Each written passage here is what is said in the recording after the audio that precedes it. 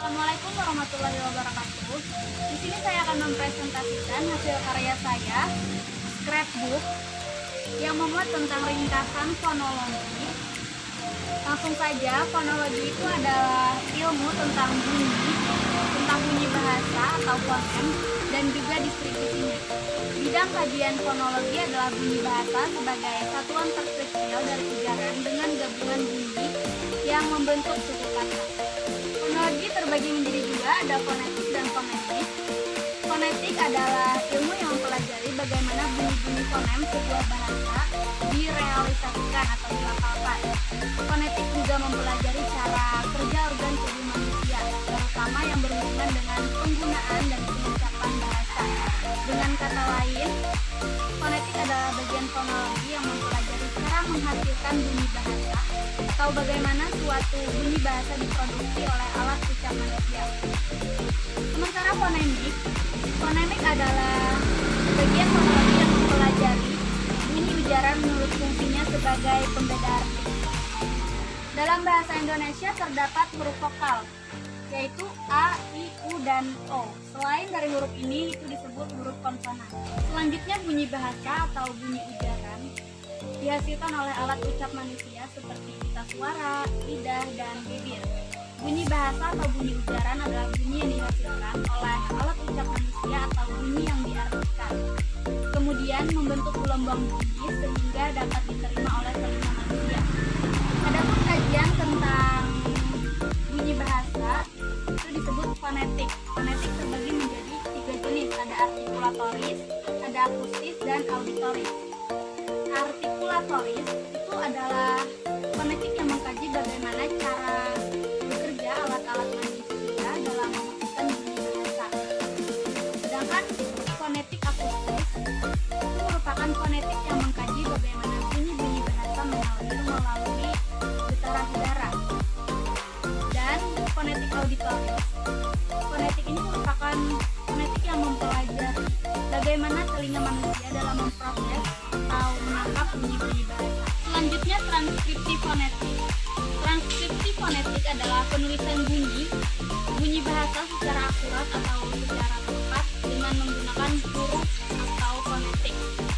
Huruf fonetik ini berdasarkan huruf alfabet Latin yang dimodifikasi atau diberi tanda diakritik. Hal ini disebabkan karena alfabet Latin hanya berjumlah 26 huruf. Padahal bunyi-bunyi huruf itu sangat banyak, melebihi huruf Latin. Misalnya huruf vokal hanya ada 5 buah, A, I, U, dan O. Padahal fonem vokal bahasa Indonesia saja ada 6 buah, yaitu A, I, E, U, dan O. Contoh penyebutan kata kera dan sate. Maka untuk bunyi E pada kata sate digunakan huruf fonetik E. Untuk bunyi E pada kata kera itu digunakan huruf fonetik E. Selanjutnya alat ucap dan proses pembunyian bahasa. Alat ucap terbagi menjadi 2 bagian, ada artikulator pasif dan artikulator aktif. Artikulator pasif adalah organ-organ yang terus bergerak sewaktu terjadi artikulasi suara seperti gigi atas, dan alveolus. Artikulator aktif bergerak ke arah artikulator pasif untuk menghasilkan berbagai bunyi dengan berbagai cara. Artikulator aktif utama adalah lidah, kupula, dan rahang bawah, termasuk gigi bawah dan bibir bawah. Yang dipakai untuk mengeluarkan bunyi ada paru-paru, pangkal tenggorokan atau laring, pita suara, rongga kerongkongan atau taring, anak tekak atau kupula, belakang lidah, gigi, bibir bawah dan bibir atas, mulut dan rongga mulut, dan juga rongga hidung. Pembunyian bahasa terbagi menjadi 3 komponen, ada komponen subglotal. Komponen ini digunakan untuk proses pernapasan. Karena itu, komponen ini disebut juga sistem pernapasan. Selanjutnya ada komponen laring. Laring berfungsi sebagai klep yang mengatur arus udara atau paru-paru, mulut, dan juga hidung. Dan yang terakhir ada komponen supraglotal. Ini adalah alat-alat ucap yang berada di dalam rongga mulut dan rongga hidung, baik yang menjadi artikulator aktif maupun yang menjadi artikulator pasif. Proses pembentukan bunyi bahasa dimulai dengan memanfaatkan pernapasan sebagai sumber penyampaian. Pada saat kita mengeluarkan nafas, tenaga yang berupa arus udara. Setelah melewati rongga faring, arus udara mengalir ke bagian atas tenggorokan. Bunyi tersebut akan keluar melalui rongga mulut atau rongga hidung. Macam bunyi bahasa yang kita hasilkan juga dipengaruhi oleh ada tidaknya hambatan dalam proses pembuatannya. Selanjutnya ada jenis-jenis bunyi bahasa. Jenis-jenis bunyi bahasa ini ada 10 jenis, tapi di sini saya hanya menulis ada 5. Jenis yang pertama ada bunyi vokal, konsonan dan semi vokal. Yang kedua bunyi oral dan bunyi nasal. Yang ketiga bunyi bersuara dan tak bersuara. Yang keempat bunyi keras dan juga bunyi lunak. Dan yang kelima ada bunyi panjang dan juga bunyi pendek. Selanjutnya unsur-unsur suprasegmental. Suprasegmental adalah unsur yang menemani dan mempengaruhi bunyi bahasa dan bukan bunyi sejati. Dan karena bukan bunyi sejati itulah sehingga unsur suprasegmental dinamakan demikian. Unsur suprasegmental disebut juga prosodik. Cara yang paling mudah untuk memahami unsur suprasegmental adalah melalui pendekatan fonetik akustik. Ada 2 sifat akustik yang mempengaruhi dalam unsur suprasegmental, yaitu frekuensi dan juga amplitude. Dua unsur ini sangat berpengaruh dalam unsur suprasegmental yang sangat berkaitan. Bunyi-bunyi suprasegmental ini dikelompokkan menjadi 4 jenis. Ada nada, tekanan, jeda, dan juga durasi. Nada menyangkut aspek tinggi rendahnya bunyi, tekanan, keras lembutnya bunyi, durasi atau tempo, itu panjang pendeknya bunyi, dan jeda itu penyapan. Selanjutnya silabel. Silabel atau suku kata adalah satuan ritmis terkecil dalam suatu arus ujaran atau runtutan bunyi ujaran. Satu silabel biasanya meliputi satu vokal atau satu vokal dan satu konsonan atau lebih. Untuk mengenali silabel, kita harus memahami bahwa silabel itu dapat dilihat dari beberapa cirinya, yaitu yang pertama terdiri atas sebuah fonem atau beberapa urutan fonem. Yang kedua direalisasikan dalam satu hembusan nafas. Yang ketiga mempunyai bunyi yang paling nyaring. Yang keempat dapat disegmentasikan berdasarkan jeda dan tekanan yang terdapat dalam bunyi-bunyi tersebut. Selanjutnya ada fonem dan juga distribusinya. Fonem dapat didefinisikan sebagai satuan bahasa terkecil yang bersifat fungsional. Artinya satuan fonem memiliki fungsi untuk membedakan makna. Fonem dalam bahasa mempunyai beberapa macam lafal yang bergantung pada tempatnya dalam satu kata atau suku kata. Contoh, fonem T jika dia berada di awal kata atau suku kata dilafalkan secara lepas. Pada kata topi, fonem T dilafalkan lepas. Namun jika berada di akhir kata, fonem T tidak diucapkan secara lepas. Bibir kita masih tetap rapat tersebut saat mengucapkan bunyi, misalkan pada kata buat. Distribusi fonem terbagi menjadi 2, ada distribusi fonem vokal dan juga distribusi fonem konsonan. Distribusi fonem vokal. Bunyi vokal adalah bunyi bahasa yang arus udaranya tidak mengalami halangan. Jenis vokal ditentukan oleh 3 faktor, yaitu tinggi rendahnya posisi lidah, bagian lidah yang dinaikkan, dan bentuk bibir pada pembentukan vokal tersebut. Distribusi fonem konsonan. Konsonan adalah bunyi ujaran yang arus udaranya mengalami hambatan ketika keluar dari paru-paru.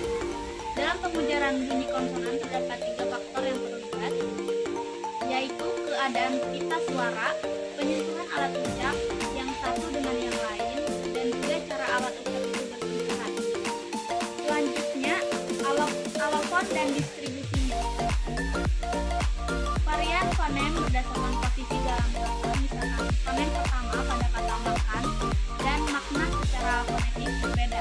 Variasi suatu fonem yang tidak membedakan arti dinamakan alofon. Alofon dari sebuah fonem mempunyai kemiripan fonetik, artinya banyak mempunyai kesamaan dalam pengucapannya. Atau kalau kita melihatnya dalam kata fonem, letaknya masih berdekatan atau saling berdekatan. Tentang distribusinya mungkin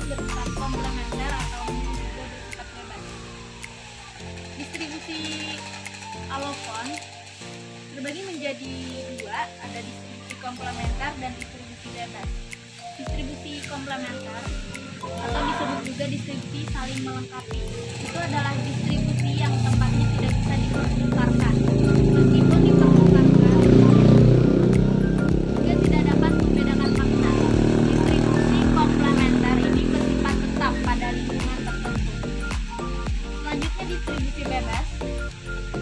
Distribusi bebas ini adalah alofon itu boleh digunakan tanpa persyaratan lingkungan bunyi tertentu. Dalam distribusi bebas ini ada posisi bunyi yang jelas merupakan dua buah fonem yang berbeda karena ada pasangan minimalnya, tetapi dalam pasangan yang lain ternyata hanya merupakan varian bebas. Selanjutnya gugus fonem. Gugus fonem adalah gabungan dua buah fonem yang berada dalam sebuah silabel atau suku kata. Gugus fonem dibagi menjadi dua, ada gugus fonem vokal atau diftong dan juga gugus fonem konsonan klaster.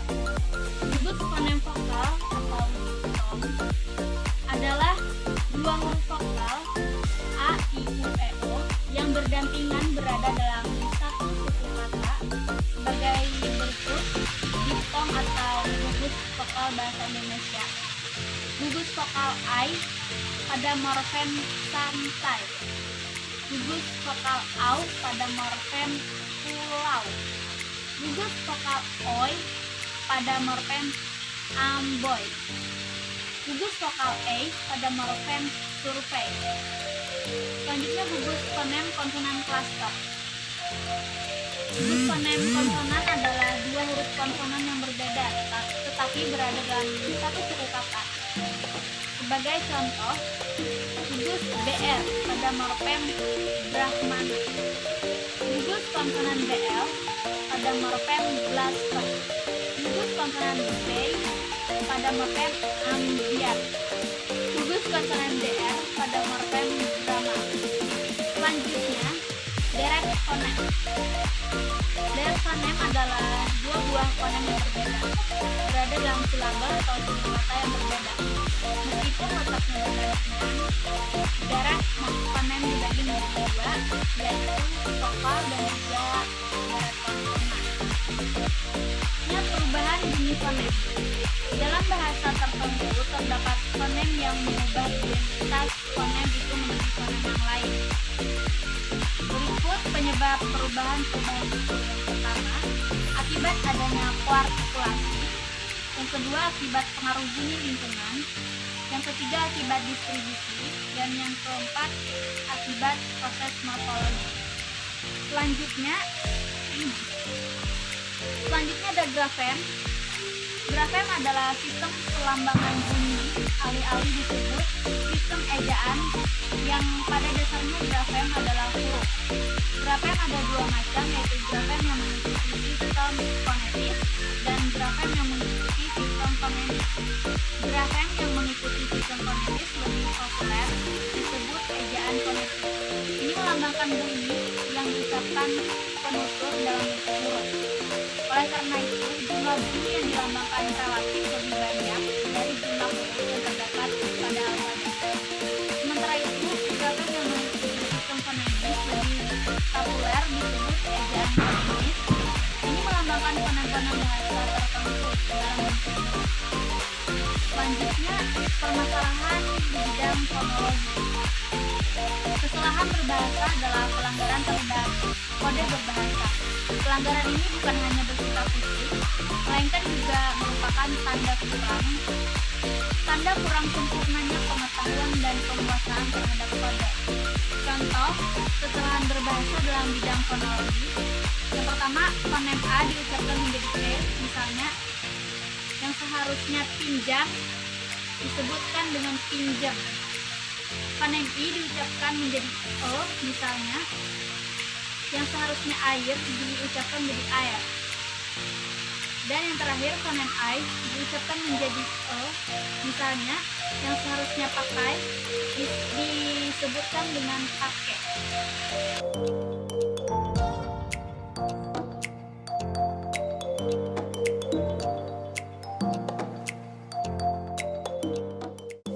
Nah, jadi itu tadi penjelasan materi dari saya. Mohon maaf jika ada kesalahan dalam penyebutan kata atau pelafalan itu. Saya ucapkan terima kasih.